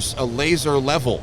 And so if the laser comes up, it detects that it's up, it cuts power. So it's like a laser-based traction control system, so that you don't do backflips. Well, he almost did a backflip because he really kind of wrecked the front end on that. Did he really? He came down hard. Yeah. Oh man, people are fucking crazy. I think that came out on Ducati first. Like they had the wheelie traction control for some of the sport bikes. So I don't know if that was a position sensor or the laser, but it's insane that technology. I think it's front wheel versus rear wheel speed is how it does it. So if the front wheel slows down because it's in the air, I think that's how it does it. I don't think it does it on a level. Okay. This one does it on a level. I just had 2 weeks with the Livewire, the electric, not a Harley. It's branded as Livewire. Is that now. the one that has the active suspension? That's the Pan America, Oh, and the it's Pan America. really cool. It Yeah. has the kneeling suspension, Yeah. so when you come to a light, it squats so you can put your feet on the ground. Yeah. And Oh, then wow. It raises up. Yeah, that's really cool. This has not only does it have traction control and cornering ABS and all that kind of stuff, it has a regen torque controller. So like if you're in like super sport mode, it's pretty aggressive regen. Mm-hmm. And if you dump the throttle quickly, there is a possibility that the regen could lock the rear wheel. So it has a system that prevents that from happening. So it feeds in the regen. It doesn't have it like instant. It's pretty neat stuff. They're figuring it out. I really enjoyed that bike. Cool. You still got your Vespa? Fuck yeah, dude. That's for life. You got a 250 or a 300? It's a 300. I love my Vespa. It's great. It is the It's best. fantastic. I don't know if it'll work in Florida. Your distances are a little too great there, but No, but I mean, I used to have a company that rented out those Vespas Oh, in New yeah. York. Yeah. They're perfect. Yeah. dude, I love it for LA. It's the best thing Yeah. ever. Vespa came out with an electric one, Mm-hmm. but the power is only the same as the 50cc. Like if Yeah. they came out one that did the speeds the 300 did, I would go to that. Because riding the electric Livewire, Mm-hmm. it was incredibly fun and enjoyable. But Did you did you still have a Zuma, or did you I sold it when I what do you call it? When I got the Vespa. so The try Zuma 125 was Zuma awesome. That's a jam. It was a great it's little awesome. bike. The big knobby tires. If I buy something else, I might buy one of those new Honda Monkeys. That's like the Grom, but the vintage look. They're rad. Have you tried a Honda Reflex? That's like a little bit bigger scooter, It's right? a bigger, but it's like it feels so good, and it has it's a 250. I think I need to like get some more gold chains, and like when I retire, I think I get one of those. Yeah, because aren't they like real like relaxed? No, they actually look. Let me look at the Honda, Reflex. Honda Reflex 250. They look very angular, like sport bike ish, but they're scooters. Oh, yeah. And I have seen this. Yeah, there's storage. There's like it's really cool. This. Yeah. You can fit 2 helmets in there. Yeah, this thing is like it looks like the Judge Dredd motorcycle kind. Yeah, we had like 5 of those things. It was really. They're How awesome. fast do they go? Will they do like 75 or 80? I think they'll do like 75, something like that. And look, yeah. this is very cushy. Dude, they're great. The Gold Wing of scooters. It is. Yeah, it really it's is absolutely the Gold that, Wing yeah. of scooters. Have you ever seen when someone takes a Gold Wing and strips all the stuff off it? No. If you took a Gold Wing, and I've seen a couple of them at like motorcycle shows where they take the fairings and the bags and all that extra shit off it, and they make them look like, choppery a little bit. They're pretty fucking cool looking. Oh, yeah, for sure. They can do some really interesting builds. So I was gonna say I'd like to do more with motorcycles, but I'm stupid. Like it's just in my head I twist the throttle way too much, and we'll play dirt bikes. If you don't have the self-control, Yeah. but you do have the self-control to self-control. abstain, that's for the best. Yeah. I bought this Honda CX 500 Turbo, which is the first factory turbocharged motorcycle. It's from 1983. Oh, wow. I bought it to park in my lobby at the shop because I was really like looking at it. It says turbo all over it. It's Oh, so yeah, 80s. I know that. I know which one you're talking about. I've been staring at this thing for like a year. I think I'm going to send it to Iconic, who restore. They're like a motorcycle restoration shop in LA. I think I'm going to have them go through it so I can start riding it a bit. It's a little tired. It needs some love, but very cool. So you spoke to like 2 of my idols, Misha. Tosin. Misha Mansour and Tosin Abasi. Yeah, they're the homies. They're great. Dude, it's so crazy because I talked to Misha. I'm surprised that you're not already friends with them. No, I talk to Misha pretty regularly. Yeah, Like, you look like you could be Misha's brother. Yeah, we look alike. You guys yeah. look a lot alike. Yeah. If you grew your hair long, you could be him for Halloween. Absolutely. Yeah. So I remember I messaged him saying like, "Oh, I'm a big fan of your work," and he's like, "I'm a big fan of your work." I'm Yeah. like, "That's not how this works." Yeah, it's weird. Yeah. Tosin was so mellow too. That Dude, guy was so cool. I really liked him. I think he's probably the greatest living guitarist today. He is a machine. It's insane what he does. I can't process the stuff that he does on a guitar. Like his 8-string guitar. Yeah, when you invent your own guitar, it's like these regular frets and whatever. These regular guitars are not going to work. No. I'm going to need to invent a new guitar. What was that, 6 strings? Like, 6 fucking amateurs. No, you need 8. When I said what got you started playing guitars with more than 6 strings, and he said Korn, I was like, whoa! Yeah. I did not expect to hear that. Oh yeah. It's like Korn and Meshuggah and all that new stuff. metal. What? Yeah, no, but it's insane, the stuff. Like now I listen to their stuff every day. Well, you guys are all in like McLaren club together now. We They've all got So, McLarens. Yeah, so I when I get excited, I take a picture of my car and I send it to them. What do you guys think? Dude, Tosin, he was great. He was a great guest. He was really Yeah. cool. And Misha is like in the canyons every fucking day. Yeah. And they do track days. They just did a McLaren day. Yeah. I mean, He hangs out with Johnny too. Yeah. Yeah, I think Misha wants my job. Like he wants to be an automotive journalist secretly, and so he's trying to figure out how to inch his way into that. I think automotive journalism is one of those things where like when you're in it, it's a lot less glamorous than you think. Yeah, of course it is. The reality of it is 10 minutes of driving for every 9 hours of emails. Yeah. But I mean that's how YouTube is too. It's if you're already rich, it seems like a great thing to be doing with your time. Sure. You know what I mean? Yeah, I guess. What do you think about the Z06? It looks awesome, doesn't it? It looks good. Cool. I really want one. I think I'm going to get one. All right. But the thing that gets me is that side vent. It's a little weird. Looks a little tacked on. You mean this but it same looked as that all way the before, C8s, too. that the side vent on all of them? Well, the more pronounced, because it's much bigger on that because they have bigger coolers there. And I feel like it's one, instead of having that sharp line, if they carried it and followed the door line so it came forward just a little bit more and matched that body line, Yeah, 'cause it there's a wouldn't body be line, yeah. so apparent because right there it's just a sudden, sharp, jagged line. Yeah. that doesn't match. If you go up from the top of the fender, like where that angle is, and that swoops down, but then it just kind of ends, and then like 6 inches above that, that's when our new line starts. There might be some aerodynamic or cooling reason for it. I'm sure there is. You know, yeah. it's not like the C8 isn't my favorite like looking car. Yeah. There's definitely some like incongruous elements of it in general, but I really, really like driving them. It's even fantastic. the regular cars. You know, we had the convertible for a week. They're so fast. The convertible rules. Like Yeah. the power hardtop, like it's basically like they've clearly benchmarked the 458 here. Yeah. You know, and it was rigid. It didn't flex. I didn't feel like a loser for driving the convertible one. Yeah. Like it was really, really nice. And like this thing, if this engine can do what they say it is and not have those issues that the Voodoo engine had at Ford, I think there's gonna be some teething issues for sure. probably. Yeah. They're pushing the limits of gasoline power plants. 670, 680, something like that. That's a lot, A lot of power. And it has Tavarish as Freddy's favorite word, flat plane Flat crank. plane crank. That just gets me going every day. Yeah. But if they really have been developing the engine in the race car and they've got 24-hour races under their belt, then Yeah. maybe it will be.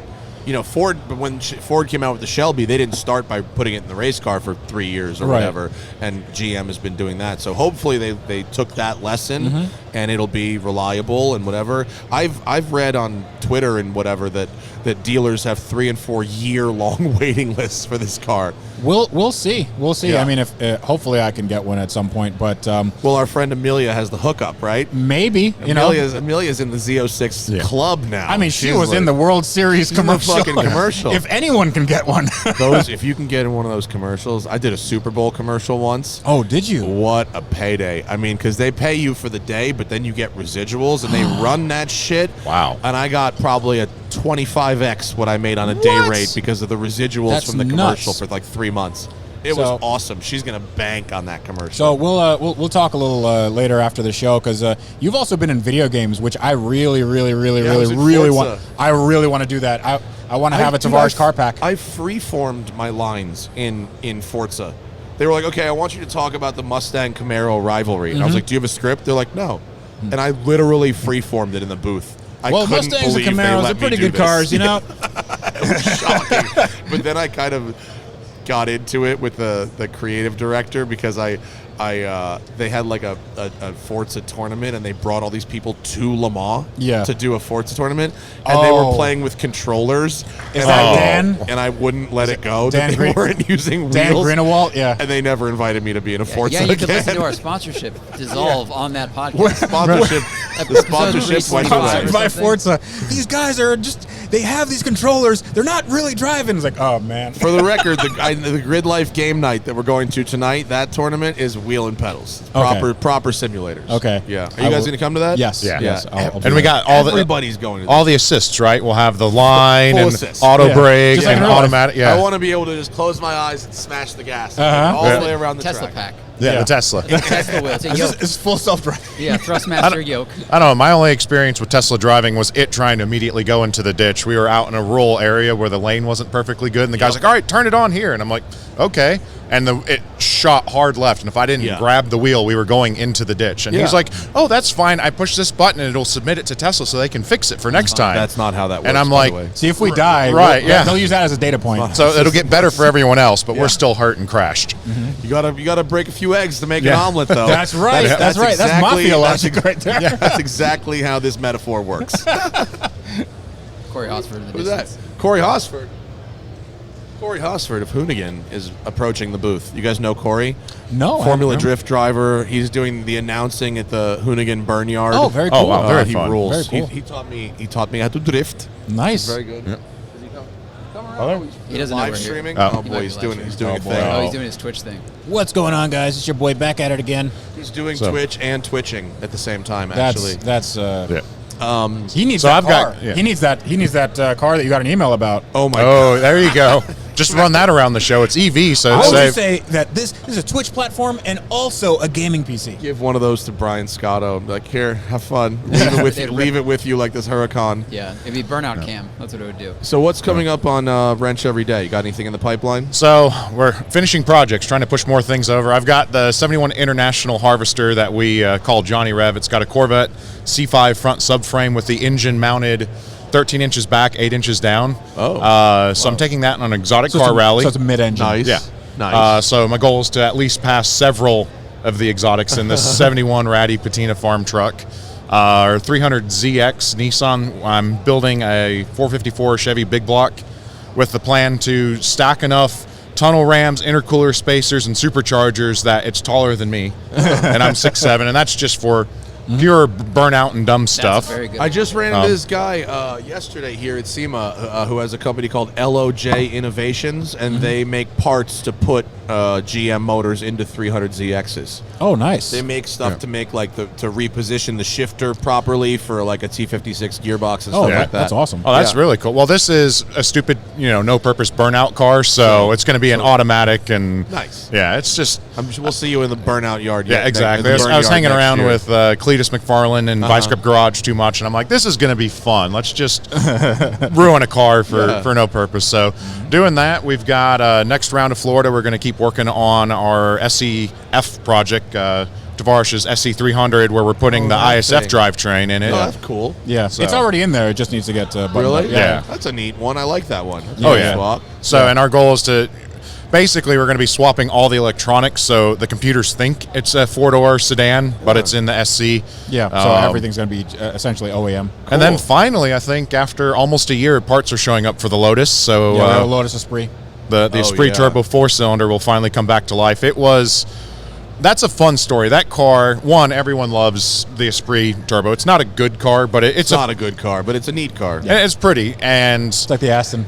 yeah. They drive So- really weird. So Freddy found it on Facebook Marketplace. He gets a hold of the guy, and as he's working out the deal, the guy's like, okay, I'll get it towed back from the back of this mechanic shop, and I'll have to get the money from you so I can go get the title from the title pawn. Oh, So this boy. thing is So sitting in great. So Title pawn. sitting in the back of a mechanic's parking lot, just kind of rotting away at a title pawn, and the title at the title pawn. And the reason it was sitting is he had lost control of the car and just rolled through a ditch, but never clutched in, so it jumped time and bent all the valves.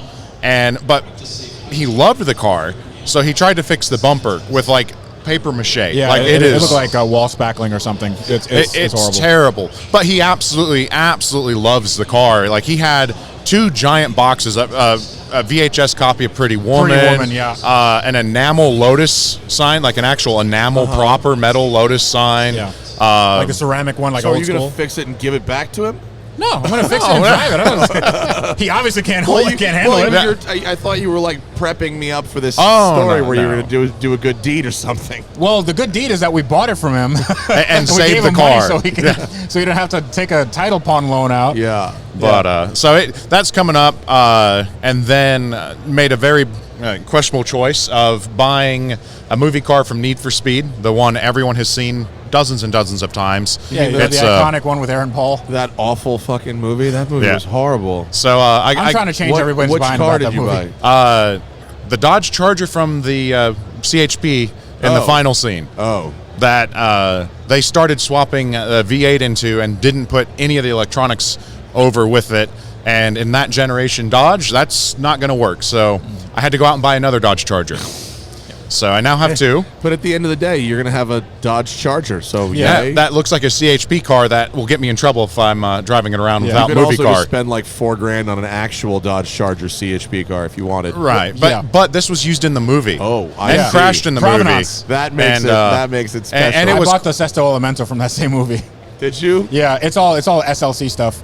So there's a place in Georgia that has all of the movie cars, but they don't have the bodies. So the bodies were like wrecked, but they're all the chassis are there. So they have LS3s and Porsche G50s. Oh. So I bought one of those, and that's the Is that the SLC Superlight thing? Superlight. Yep. And you were Yeah. going to put like a fucking Countach front end on So it or something? I was gonna do that, and then I realized like if I do this, it's still gonna be kit cars are never nice. Yeah. They're always They just can't be nice. yeah. It's like you said, like you can't unshitbox something. Yeah. So it's always gonna be floppy and whatever. So I might not do that. I might just like get this thing running as a little like track rat or something, and then sell it. You could do like what B is for Bill did with that fucking Huracan out front here, and turn it into like a tumbler. Yeah, but then you're stressing components that were not intended to be stressed. Yeah. So that's a whole like re-engineering. Exoskeleton, bro. Just go pure full Oh yeah, just exoskeleton. exo cage, dude. Yeah, Exoset does it. That's what everyone's doing now. Yeah. But then you crash and then like And then you die. yeah, then you die. That's it. Lights up. So his car was the one that was upside down in the big final scene of the movie and everything. Yeah, so I have a villain car. Oh, nice. Yeah, Nice. But I got. I think Tanner drove my car. Oh, really? Provenance. Tanner broke it very well. Yeah. I mean, oh yeah, the clutch was completely shot. So that was So good. Tanner definitely drove it. Yeah, Tanner. So Tanner definitely. Like it had one small problem that could have probably been fixed because the way the transmissions were mounted took me like 12 minutes to pull it out. Mm-hmm. There's no mount on the transmission. And instead it was of just bolted onto the engine. Yeah, it was Really? good. Yeah. But instead of just like being held on by the engine. Yeah, Hopes that's and it. dreams, Yeah. Movie Sketchy, magic. dude. But rather than taking the time to just get it fixed, he just kept driving. So the throw-out bearing exploded. Then the sleeve the throw-out bearing lives on exploded. And then the actuating arm was ground almost completely through. So like the shifter fork was going against the clutch. Oh. Yeah. So it had Oh, this in like crazy grinding noise when you press the clutch in. So that was good. That's good. Yeah. Your orange car looks nice. The Peterson still. I I'm gonna- visited it the other day. I'm gonna try to visit it once. Yeah, you before should. I get it back. Yeah. It would be nice. It's only been sitting for a year and a half. Well, I Should be told them fine. to start it every week, which I'm sure they do. Yeah. They definitely do. A straight pipe Lamborghini. They is definitely start it up every single week, I assure you. that battery is going to be so dead. Yeah. Oh, yeah. You should have brought your spare key and just like walk up to it, step over the rope, and That start actually it. would be very So funny. I actually want to That's do a that. funny video. I want to get a gas station poncho and just be like, "It's okay, it's mine.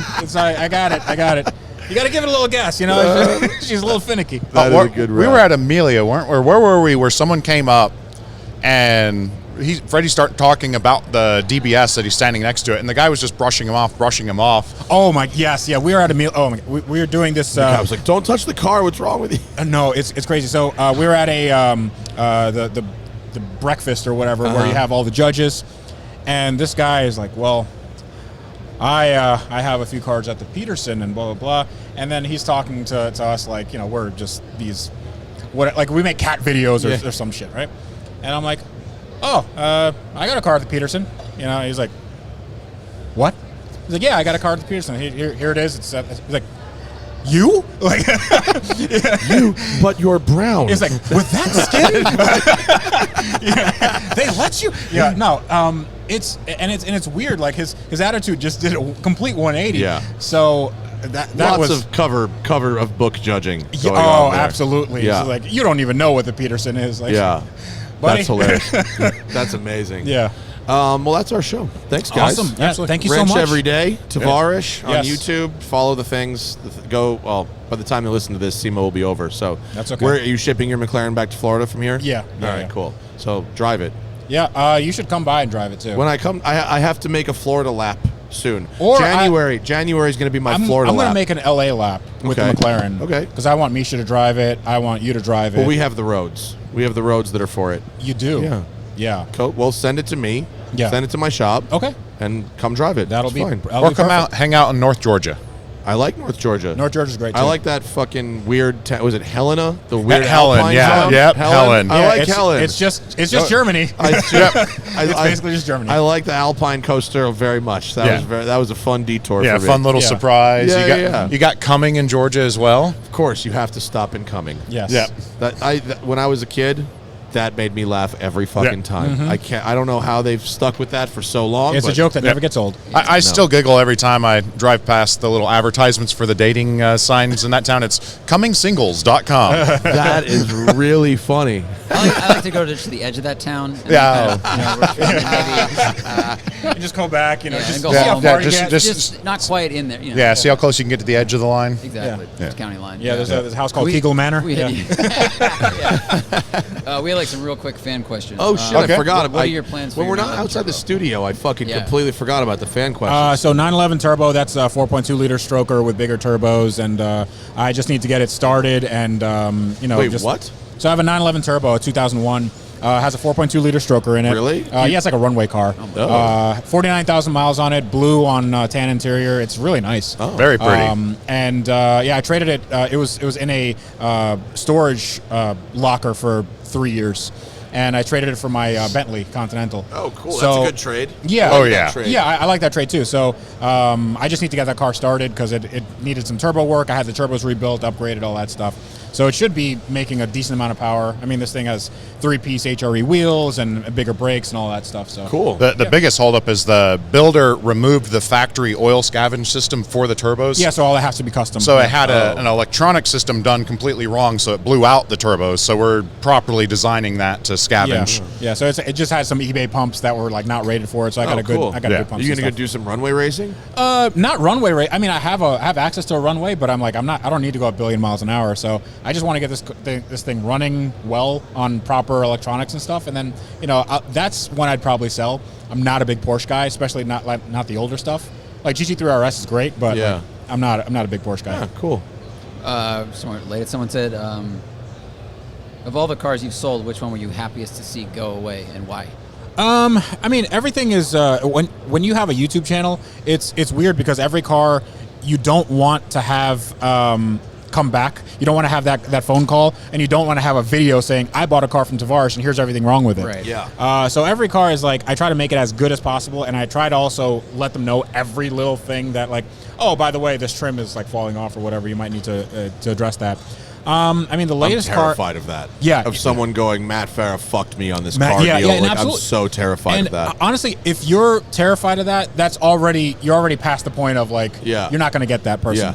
But you never know, So I sold my S600 Mercedes. I wasn't happy to see it go, but it was a relief that the guy got there and he was like, this thing drives like it's new. I'm like, oh, great. Good. Great. You've never driven a new one. Okay. Yeah. No, but dude, I spent a lot of time. I did all the spark plugs, which there are 24 in that car.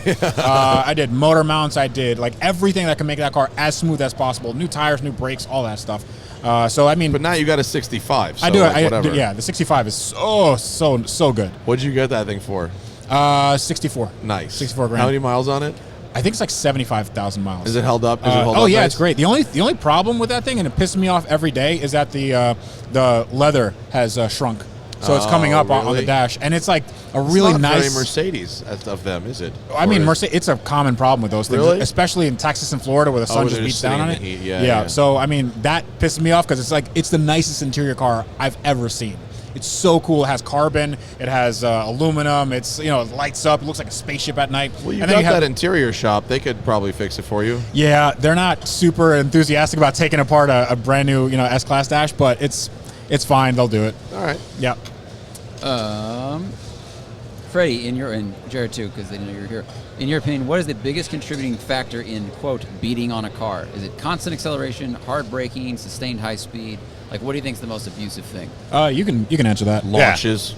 Well, yeah, so depending on the type of car, automatic or manual transmission, beating on a car would, if you're jackrabbit starting, accelerating incredibly hard, violent on the transmission, especially before it's warmed up. If you fire it up and you just cold rev it and take off, I will say the thing that in modern cars is the most abusive, in my opinion, is pops and crackles that aren't factory tuned. If you're doing the hot boy shooting fireballs, having built and rebuilt engines that have been damaged from that, like you're creating a combustion event outside of the area it was designed to happen in the combustion chamber. So you're damaging valves that aren't meant to handle that heat.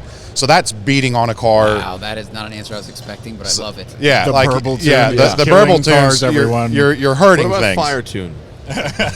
Give me the flame tune. Yeah, that's almost kind of the same thing. 'Cause to do that, you're having to over run too much fuel, change your ignition timing events to literally cause the spark plug to ignite that through an open exhaust valve. Right. And a face of an exhaust valve is not meant to experience a combustion event. So unless you have a YouTube channel that depends on is this. completely just burble tunes and fire coming out of your exhaust, I think you should not do that. But yeah, and That's a good answer. if you're doing hard acceleration, that's real. As long as it's warmed up, like the cars are able to handle it. Yeah. But if you get into the point where you're losing traction and wheel hopping and like bouncing the suspension, that is, again, probably, as far as beating on a car, very violent to them, and you're going to break stuff because you're suddenly rapidly accelerating and stopping suspension, and you'll break an axle, you'll break a differential, a transmission.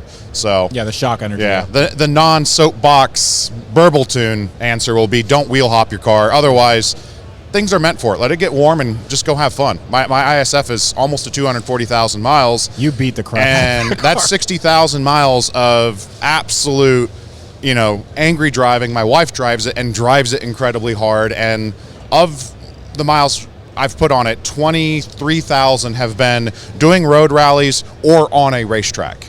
And, it's fine. Wow. Yeah. So That's badass. Yeah. Last one is kind of long.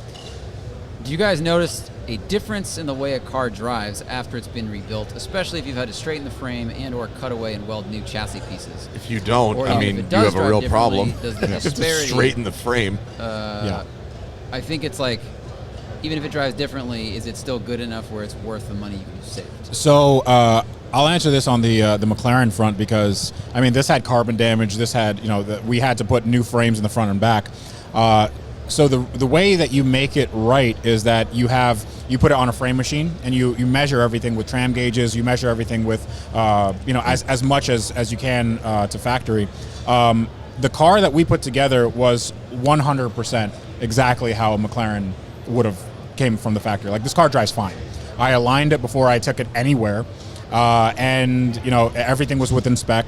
So there's no discerning difference between anything. Like, I even put the stock like foam insulation inside the like quarter panels and stuff, just so I wouldn't have the NVH, because a lot of times people just throw that stuff away or whatever, and then they drive down the street and they're like, like, da, da, da, da, da, da, da, like, what's that? Oh yeah, well, I forgot to put that on. Like, no, this car needs to be like McLaren, OEM or better. So if you have another frame which is like made of aluminum or steel or whatever, and it does kink or twist, then you have to put on a frame machine, and you have to get it within a certain tolerance. But the cars that don't drive very well, or like you can't, like, there's differences in how they drive, that's just a badly put together car. Right. Yeah, I was going to add, if it is repaired correctly, and the problem is, depending on how bad it's crashed, it's a long process to do it right. Or 2 it might years not on be the able McLaren. to- Yeah. you might not be able to do Possible it. at all. Yeah. The word totaled means something. Right. Yeah, sometimes it does. Yes, In Florida, it means different things. Yeah, I don't know. The McLaren was totaled, and it's back to, I would say, better than new. Yeah. But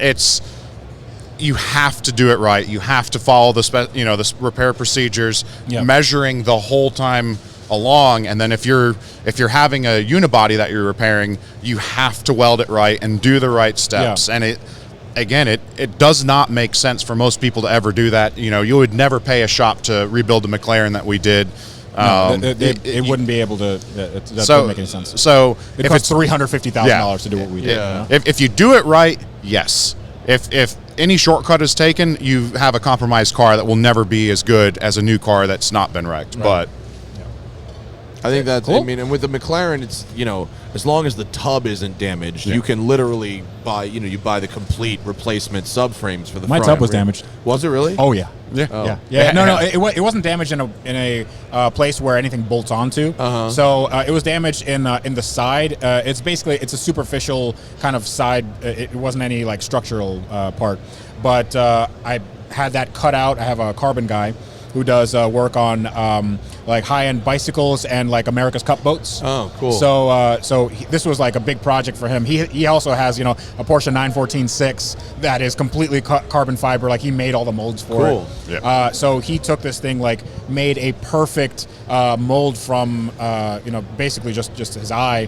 He made the lattice work on the inside so it would match the interior of it. And then when he put it on, it just like stuck right on without him having to put anything like put another layer of carbon on top of it. That's how kind of like exact it was. And then he matched the carbon, and then he molded everything, and it works great. I mean, I can lift the car from that, no problem. You can you do like a tap test, which is like you hear differences, and it's like it sounds exactly the same as the rest That's really of it. cool. Yeah. Yeah. Well, and actually, after he did the video of doing the repair, he's got IMSA teams bringing race car parts now to him. This guy has like race car parts every. Oh, cool. Yeah, they bring him just like a bunch of carbon fiber. Like, can you do anything with this? Can you put this back together? It's like Sick. This is like, It's like, show me a picture of what he showed me a picture of a brake cooling duct off of a crash car where it was like kind of sort of the front half and a little bit of the back half. And they showed him a picture, and he recreated it using like this just box of crushed carbon. That's awesome. People who can do that kind of stuff are fucking crazy. That's so cool. Absolutely. Well, thanks for coming on the show, guys. Absolutely. Appreciate it. This is Tavarish on YouTube, Wrench Every Day on YouTube, Freddy and Jared. Yeah. And that ends our Sema broadcasting. So shout out to Valvoline for bringing us out here this week. We didn't really talk about much at what was actually going on at this show, but that's not why we came here. We came here to talk to interesting people about interesting things, and I always love having you guys around, and I want to drive that McLaren as soon as it's reasonably possible. And feel free to, I'll send it out, and if you want to leave it in LA for a while and fly out, and we'll make you part of the Florida loop that we do. I only go to Florida in January and February. It's good. Yeah, so I have that luxury, and That's smart. Yeah, so we'll be doing that. And for everyone else out there, thank you for joining us at Sema, and we'll be back in studio next week. Bye.